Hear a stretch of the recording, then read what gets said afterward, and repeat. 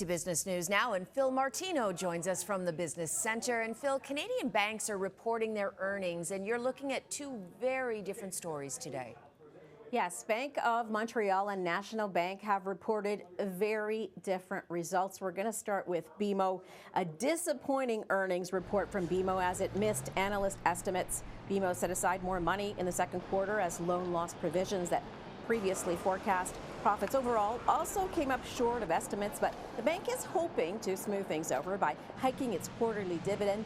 Shares of Bank of Montreal fell nearly 9% on Bay Street. Now, National Bank profits results topped analyst estimates, and it is also increasing its quarterly dividend. Plus, National increased provisions to protect against borrowers defaulting on their loans to $138 million, up from $85 million in the same quarter last year.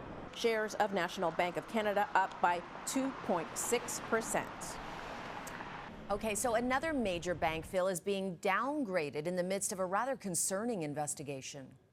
This is TD Bank. So TD Bank got a downgrade for its credit outlook amid multiple investigations related to money laundering controls. Fitch Ratings dropped TD from stable to negative, citing the cost the bank will likely incur as a result of the investigations that so far is estimated at about $500 million, but is expected to rise. Fitch adds this may mean that TD will be hindered from growing in the U.S. and unable to complete some acquisitions.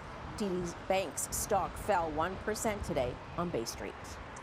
Okay, something to keep watching. And the busy summer travel season is just around the corner, but we're getting some news you wouldn't normally expect from one airline, Phil. Some turbulence for American Airlines.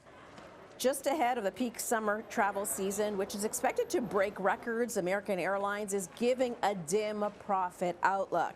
The airline says this is mainly due to the financial impacts of new union contracts, but it also comes as American Airlines chief commercial officer resigned after only 2 years on the job.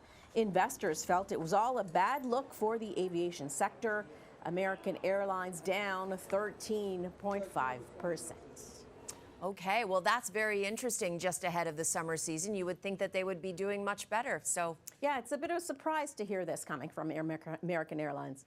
Okay, well, tough industry with, gas prices and all the different costs as well, and as well as the labor, as you pointed out.